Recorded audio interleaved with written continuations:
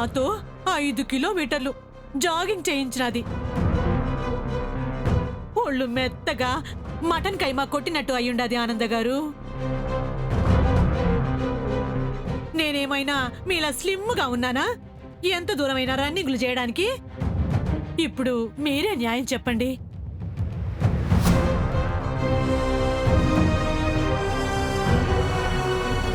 అరే నువ్వేం మాట్లాడవేంద్రా?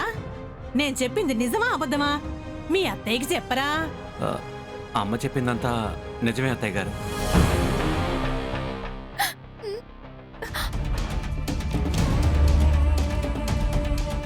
ఎందుకలా చేసావమ్మా? నువ్వు లాస్ట్ టైం వచ్చినప్పుడు ఏం చెప్పావు పిన్ని? అత్తయ్యని బాగా చూసుకో, సంసారాన్ని చక్కదిద్దుకో, ఇంటిని మెయింటైన్ చేసుకో అన్నావు కదా. నేను అదే చేస్తున్నాను పిన్ని. ఈ మధ్య అత్తయ్య పని పాట లేకుండా ఉండడం వల్ల రొప్పు రోల్లా తయారయ్యింది.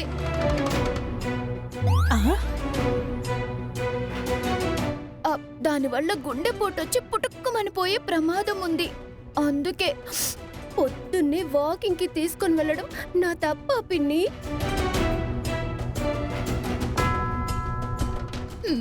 ఒంట్లో పేరుకుపోయిన బ్యాడ్ కొలెస్ట్రాల్ ని కరిగించడం నేరమా పిన్ని?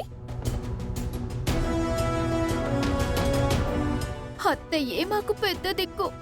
మా పెద్ద దిక్కుని కాపాడుకోవడం కోసం నేను చేస్తున్న ప్రయత్నం చట్టవిరుద్ధమా, కుటుంబ ద్రోహమా, అత్తని సాధించడమా? చెప్పు పిన్ని.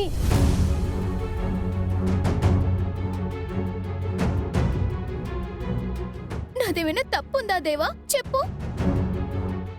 ఏమి లేదు దామిని. అటు ఇటు మాట్లాడవంటే నాలుగు కోస్తా. ఆనంద గారు, మీకు ఇంకో విషయం కూడా చెప్పాలి. ఇంటి మెయింటెనెన్స్ తీసుకున్న దగ్గర నుంచి 2 చికెన్ ముక్కలు పెడుతుండది. గ్లాసెడు పాలకు బదులు గరిటెడు పాలు ఇస్తుండది. బాడీకి తగ్గ ఫుడ్ పడకపోతే ఎలా బతకాలి చెప్పండి? దీనికే సమాధానం చెప్తాదో అడగండి. కడుపు నిండా పెట్టాలి కదా, అలా ఎందుకు చేసావమ్మా? పిన్ని, మా ఆయన కార్ మెకానిక్, కార్ షోరూమ్ యజమాని కాదు.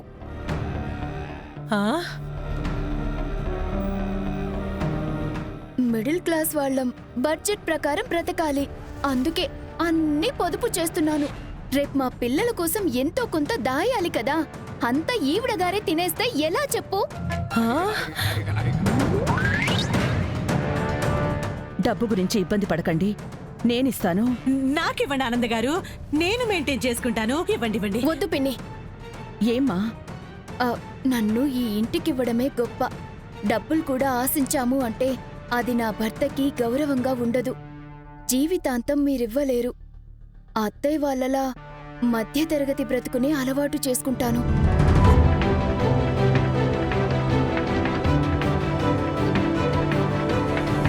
నేనెంత మంచిగా ఉందామని ప్రయత్నిస్తున్నా అత్తయ్య అర్థం చేసుకోవట్లేదు పిన్ని.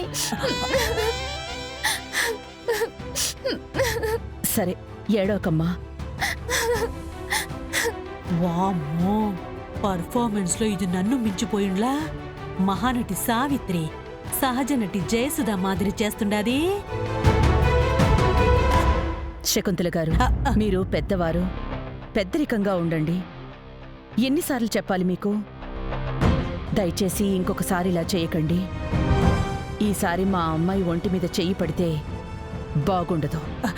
అలాగే ఆనంద్ గారు.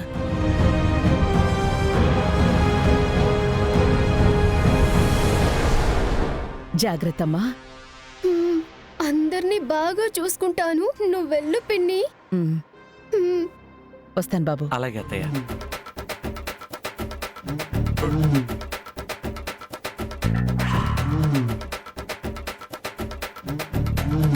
అమ్మ, నాకు టైం అవుతుంది, నేను బయలుదేరుతాను, వెళ్ళొస్తాను.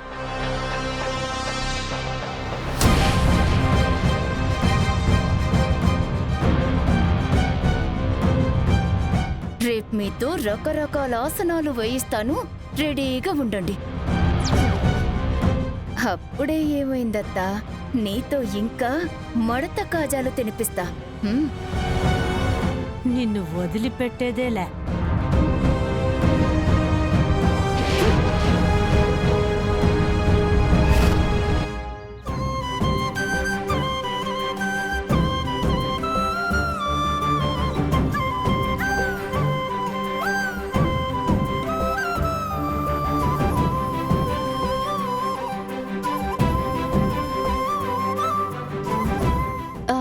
బాగున్నారా? బాగున్నానమ్మా, నువ్వెలా ఉన్నావు? నేను బాగున్నానండి. మీ అమ్మాయి మీ మీద చాలా కోపంగా ఉంది. వెళ్ళండి వెళ్ళండి. నాకు కొంచెం బయట పనుంది, నేను మళ్ళీ కలుస్తాను. అలాగే అమ్మా, నువ్వు జాగ్రత్త. ఉమ్. ఉమ్.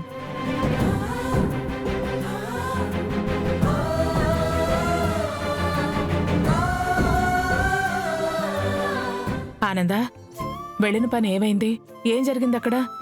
చిన్న మిస్అండర్స్టాండింగ్ అక్క. శకుంతల గారిని దామిని వాకింగ్కి తీసుకెళ్ళిందంట. పొద్దున్నే ఎందుకు లేపావని గోల. అవునా? అయినా అది ఆవిడ ఆరోగ్యం గురించే కదా. నేను అదే అడిగానక్క. అక్క, కొత్తగా రాబోతున్న మాల్స్లో మన రాజ్కోటి సిల్క్స్కి స్పేస్ అడగడం జరిగింది. దీని గురించి ఒక మీటింగ్ పెట్టుకుందాం అక్క. అలాగే ఆనందా. వదిన గారు నమస్కారం అండి. నమస్కారం అండి. బాగున్నారా? బాగున్నాను, కూర్చోండి. సరే అండి.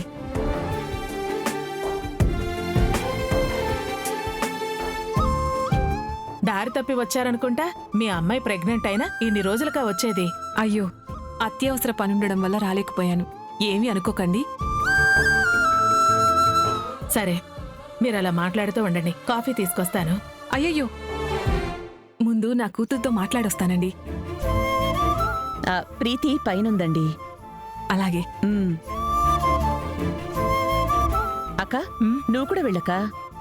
తల్లి కూతుళ్ళు కాసేపు మనసు విప్పి మాట్లాడుకొని మీరు వెళ్ళండి. మీరు వెళ్ళండి. సరేనండి.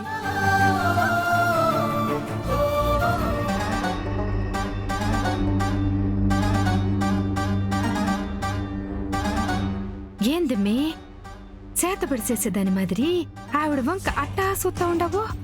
ఆ తల్లి క్యారెక్టర్ మనకేదైనా ఉపయోగపడుతుందేమో అని చూద్దాం పదా.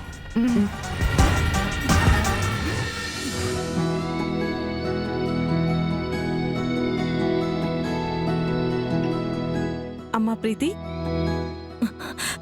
అమ్మా,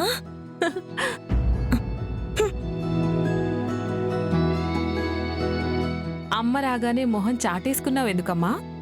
నువ్వు అమ్మమ్మవి కాబోతున్నావని తెలిసి కూడా ఇన్ని రోజులు ఎందుకు రాలేదు? పొలాల పని మీద నేను, మీ నాన్నగారు, మీ తాతయ్య గారు ఊరెళ్ళామమ్మా.